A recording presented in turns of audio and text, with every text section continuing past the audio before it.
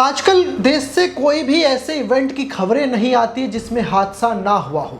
अब देखिए कि 18 साल के लंबे इंतजार के बाद रॉयल चैलेंजर्स बेंगलुरु ने आखिरकार आईपीएल का खिताब जीत लिया। 3 जून को ही अहमदाबाद में पंजाब किंग्स को 6 रनों से हराकर आरसीबी ने इतिहास रच दिया। लेकिन इस इतिहास के 24 घंटे भी नहीं हुए थे कि जब 4 जून को बेंगलुरु में फैंस अपने चहेते टीम का जश्न मनाने के लिए चिन्नास्वामी स्टेडियम के बाहर जमा हुई। खुशी का वो माहौल पल भर में ही मातम में बदल गया। एक भयानक भगदड़ ने 11 लोगों की जान ले ली और लगातार ये आंकड़े बढ़ते जा रहे हैं, जिनमें से कई महिलाएं, एक बच्चे भी शामिल हैं।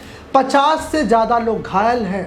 25 से अधिक लोग जो हैं वो नाजुक बताए जा रहे हैं। आप समझ लीजिए कि यह हादसा कितना दर्दनाक होगा। इस हादसे ने न सिर्फ बेंगलुरु को सदमे में डाल दिया बल्कि पूरे देश में ये सवाल खड़े कर दिए कि आखिर इतना बड़ा हादसा कैसे हो गया, इसके पीछे कौन लोग जिम्मेदार हैं, क्या जिम्मेदारों ने अपनी ड्यूटी सही से नहीं निभाई और आम लोगों को इस तरीके से मरने छोड़ दिया गया। 3 जून की रात अहमदाबाद के नरेंद्र मोदी स्टेडियम में आरसीबी ने पंजाब किंग्स को रोमांचक मुकाबले में 6 रनों से हराया। विराट कोहली की 43 रनों की पारी और जोश हेजलवुड, कृणाल पांड्या की शानदार गेंदबाजी ने आरसीबी को पहली बार आईपीएल का चैंपियन बनाया। बेंगलुरु में फैंस की खुशी का ठिकाना नहीं था। ईसाला कप नमदे का नारा आखिरकार ईसाला कप नमदू में बदल गया। कोहली ने इंस्टाग्राम पर लिखा, 18 साल मेरे लिए, 11 साल अनुष्का के लिए, ये जीत हमारे फैंस की वफादारी का इनाम है। लेकिन आज देखिए आरसीबी की टीम बेंगलुरु लौटी। एचएएल एयरपोर्ट पर जो है कर्नाटक के डिप्टी सीएम खुद डीके शिव कुमार वहां पर पहुंचे, उनका स्वागत किया। सारी तस्वीरें अच्छी लग रही थी, लोग इसे शेयर कर रहे थे, लोगों के अंदर जोश था, जुनून था। जो आरसीबी के फैन थे वो गदगद थे कि 18 सालों के बाद ऐसा मौका आया है। इसके बाद जो टीम जो है वो विधानसौधा पहुंची, जहां मुख्यमंत्री सिद्धारमैया ने खिलाड़ियों को सम्मानित किया। प्लान था कि विधानसौधा से चिन्नास्वामी स्टेडियम तक एक ओपन टॉप बस परेड निकलेगी, लेकिन बेंगलुरु ट्रैफिक पुलिस ने ट्रैफिक और सिक्योरिटी कारणों से इसे कैंसिल कर दिया। लेकिन फिर भी चिन्नास्वामी स्टेडियम में एक सम्मान समारोह हुआ, जहां टिकट और पास वालों को एंट्री मिलनी थी। लेकिन फैंस थे उनका जोश इतना हाई था कि कोई रुकने को तैयार नहीं था। दोपहर 4 बजे से ही चिन्नास्वामी स्टेडियम के बाहर हजारों फैंस जमा होने लगे। कुछ अनुमानों के मुताबिक करीब 50,000 से ज़्यादा लोग तो स्टेडियम के बाहर और आसपास की सड़कों पर खड़े थे। लोग जो है लाल और नीली आरसीबी झंडे को लेकर के लहरा रहे थे।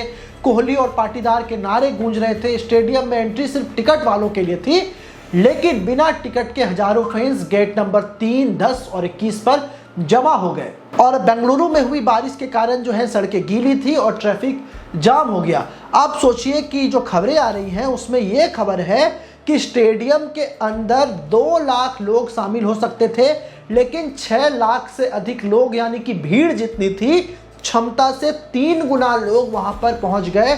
और सारे के सारे सिस्टम जो थे, सिक्योरिटी चेकिंग जो था, सिक्योरिटी डिपोर्टेंस जो था, वो सब कुछ धाराशाही हो गया। शाम करीब 5 बज चुका था, हालत बिगड़ने लगे थे। फैंस स्टेडियम में घुसने की कोशिश में एक दूसरे से धक्का मुक्की करने लगे। तभी स्टेडियम के पास एक नाले पर रखी जो स्लैब थी वो अचानक ढह गई, जिसमें कई लोग उसके नीचे दब गए। इसके बाद अफरा तफरी और बढ़ गई और देखते ही देखते वहां पर भगदड़ शुरू हो गया। लोग एक दूसरे पर गिरने लगे, कुछ बेहोश हो गए और कुछ को गंभीर चोटें आई। पुलिस ने हालत संभालने के लिए लाठी चार्ज तक किया, लेकिन इससे भीड़ और भड़क गई। कुछ फैंस का कहना है कि लाठी चार्ज ने ही भगदड़ को और बढ़ा दिया। इस हादसे में अभी तक जो जानकारी है 11 लोगों की मौत मौके पर हो गई है, जिनमें एक महिला, एक बच्चा शामिल है। 50 से ज़्यादा लोग घायल हैं, जिनमें से 25 से अधिक लोगों की हालत नाजुक है। घायलों को जो है वो बोवरिंग हॉस्पिटल, व्यदेही हॉस्पिटल और लेडी कर्जन हॉस्पिटल में भर्ती कराया गया है। बोवरिंग हॉस्पिटल में 6 मौतों की पुष्टि हुई है, जबकि व्यदेही हॉस्पिटल में 15 घायलों में से 4 की मौत हो गई है। कुछ घायलों को सीपीआर देने की कोशिश की गई, लेकिन कई पहले ही दम तोड़ चुके थे। सड़कों पर ट्रैफिक जाम की वजह से एम्बुलेंस को जो है हॉस्पिटल पहुंचने में काफ़ी देरी हुई। बेंगलुरु मेट्रो का जो है कब्बन पार्क, विधानसौधा और एमजी रोड स्टेशनों को बंद करना पड़ा, क्योंकि भीड़ वहां पर अधिक उमड़ रही थी। लोग जो वहां पर मौजूद थे उनका कहना है कि लोग विराट कोहली को देखने आए थे, लेकिन उनके सामने लोग मर रहे थे। ये जश्न नहीं था, ये मातम था। अब इस घटना के पीछे कई कारण सामने आए हैं। सबसे बड़ी चूक थी कि भीड़ का गलत अनुमान लगाना। कर्नाटक स्टेट क्रिकेट एसोसिएशन यानी कि KSCA और सरकार को नहीं पता था कि इतने लोग यहां पर जमा होंगे। सिर्फ 5000 पुलिस वाले तैनात थे, जो 5 लाख की भीड़ के सामने, आप समझ लीजिए उतनी बड़ी भीड़ के सामने नाकाफी थे। बारिश ने सड़कों को गीला कर दिया, ट्रैफिक जाम से हालत बिगड़ गए, नाले की स्लैब का ढहना हादसे का तत्कालिक कारण बना। लेकिन जो भी इसके आयोजक थे उन्होंने इसे पहले चेक क्यों नहीं किया कि इतनी बड़ी भीड़ जब आने वाली है तो जो सिक्योरिटी डिप्लॉयमेंट होता है, जब वहां पर लोग देखते हैं, कई बार रिहर्सल्स होते हैं, तो इन सारी चीज़ों को देखने की जिम्मेदारी किसकी थी? पुलिस का लाठीचार्ज भी विवादों में आ गया है, क्योंकि कई लोगों का मानना है कि इससे भगदड़ और बढ़ी। इसके अलावा फैंस का बेकाबू जोश भी एक वजह हो सकता है, क्योंकि 18 साल बाद मिली जीत ने लोगों को इतना उत्साहित कर दिया कि वो बिना टिकट के ही स्टेडियम पहुंच गए। BCCI के सचिव देवजीत सैकिया ने कहा है कि आयोजकों को बेहतर प्लानिंग करनी चाहिए थी। अब अफसोस होने से क्या फायदा? अब BCCI कह रहा है कि करनी चाहिए थी। उस वक्त मॉनिटरिंग क्यों नहीं की गई? उस वक्त दिशा निर्देश क्यों नहीं दिए गए? हमारे देश में आम लोगों की जान की कोई कीमत नहीं है। वो ऐसे ही लोगों के पैर के नीचे आकर कुचलते रहेंगे, ऐसे ही अपने पसंदीदा सो कॉल पसंदीदा खिलाड़ियों को देखने के लिए जाएंगे और सरकार उनके लिए कोई व्यवस्था नहीं करेगी। कुछ दिन पहले महाकुंभ में हादसा हुआ, कुछ दिन पहले दिल्ली के रेलवे स्टेशन पर इस तरीके से भगदड़ मची। जब सब कुछ पता था तो सरकार ने यह कदम क्यों नहीं उठाया? सरकार ने यह क्यों नहीं देखा कि बड़ी संख्या में भीड़ आ रही है? क्या सरकार के जो खुफिया तंत्र थे वो फेल हो गए? क्या सरकारी सिस्टम फेल हो गया? या कर्नाटक की पुलिस ये नहीं समझ पाई कि इतनी बड़ी संख्या में, इतनी बड़ी जीत के बाद जो लोग हैं वो पहुंच रहे हैं? जब भीड़ वहां तक पहुंच रही थी तो उन्हें पहुंचने क्यों दिया गया? जब आपने देखा कि स्टेडियम हाउसफुल हो चुका है तो आपकी पुलिस स्टेडियम के अंदर लाठीचार्ज करती है। जब भीड़ बेकाबू हो जाएगी तब कौन संभालेगा उसको? लाठीचार्ज भी एक बड़ा विवादित कारण हो सकता है। इसके अलावा तमाम आप देखेंगे कि एक कोई अगर नॉर्मल इंसान भी होगा वो भी देखेगा कि अगर इस कमरे में 20 लोगों की बैठने की क्षमता है, 22-25 लोग अंदर बैठे हैं, क्या वो गेट के एंट्री पॉइंट से किसी को अंदर आने देगा? नहीं आने देगा। लेकिन जब बात सरकारी सिस्टम की आती है, जब बात सरकार की आती है, तो वो इस चीज को देखते ही नहीं। भीड़ को भीड़ कहा जाता है, भीड़ के अंदर कोई इंसान है, कोई मनुष्य है, वो उसकी गिनती नहीं होती। भीड़ को 10 भीड़ कह देना कितना सही है? आप सोचिए कि आप एक भीड़ के नाम पर ये कह रहे हैं कि भीड़ बेकाबू हो गई, भीड़ बेकाबू हो गई। आपने व्यवस्था नहीं किया, इस कारण से जो लोग थे, जो इंसान थे, जो मनुष्य थे, वो बेकाबू हो गए। पहले तो इसे भीड़ कहना बंद कीजिए, क्योंकि ये भीड़ नहीं थी। हर लोगों के जान की अपनी कीमत होती है। हर लोग जो है, हर इंडिविजुअल अपने आप में काफ़ी है। लेकिन जब आप व्यवस्थाओं को नाकाफी रखते हैं, जब आप सिस्टम में बदलाव नहीं ला सकते, तो आप यही कहेंगे। अब देखिए, इस हादसे ने अब कर्नाटक में सियासी तूफान खड़ा कर दिया है। कर्नाटक के डिप्टी CM हैं DK शिव कुमार, इन्होंने इस घटना पर दुख जताया है और कहा है कि हमने 5000 पुलिस वाले तैनात किए। भीड़ इतनी थी कि लाठीचार्ज के बिना कंट्रोल करना मुश्किल था। हमने इवेंट को 10 से 15 मिनट में खत्म कर दिया। हॉस्पिटल जा रहा हूं, घायलों की हर संभव मदद करेंगे। आप पहले कर्नाटका के डिप्टी चीफ मिनिस्टर हैं DK शिव कुमार, उनका बयान सुनिए, फिर आगे खबरों में बढ़ते हैं। Yes, I know. They have broken the gates. I think a lot of stampede has happened. I have spoken to the police commissioner and all the people. I'm also going a little late to the hospital because now a lot of trouble is there. I don't want to disturb the doctors who are trying to take care of the patients.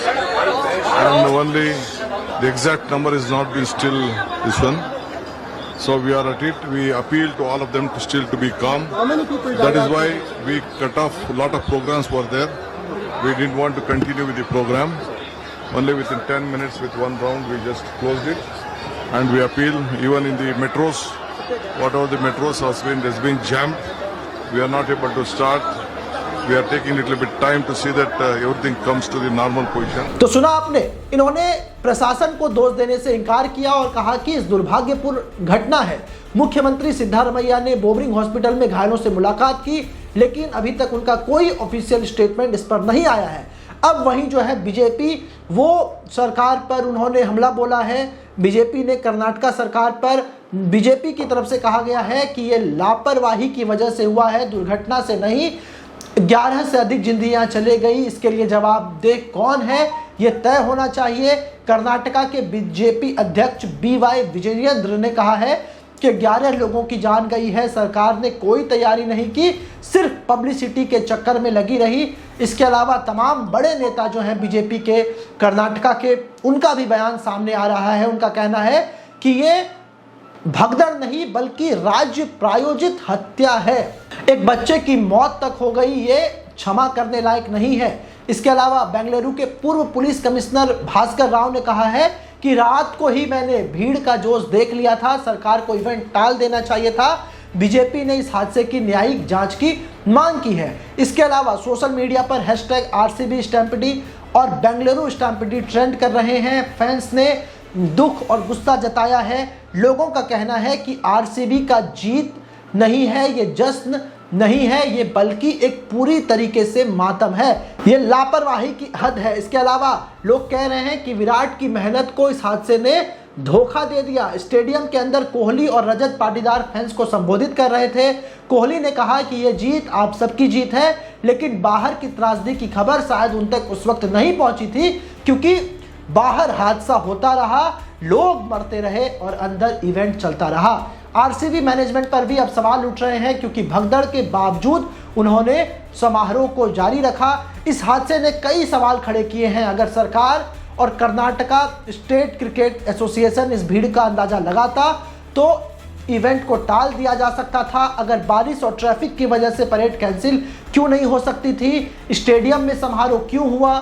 RCB की जीत जो बेंगलोर के लिए गर्व का पल थी, अब एक दुखद याद बन गई। 11 परिवारों ने अपने अपनों को खो दिया और 50 से अधिक लोग हॉस्पिटल में जिंदगी और मौत की जंग लड़ रहे हैं। ये हादसा एक चेतावनी है कि जश्न कितना भी बड़ा क्यों ना हो, जिंदगी से बड़ा नहीं हो सकता, क्योंकि इस त्रासदी से सबक सबको लेनी चाहिए और सबको इससे सीखनी भी चाहिए। बहरहाल अब देखना होगा कि सरकार अब भी इसे भूल मानेगी या सचमुच इस पर दोषियों पर कार्रवाई होगी। बहरहाल इस खबर पर आपकी क्या राय है, कमेंट कर हमें जरूर बताएं और ऐसे ही तमाम खबरों के लिए हमारे साथ बने रहें।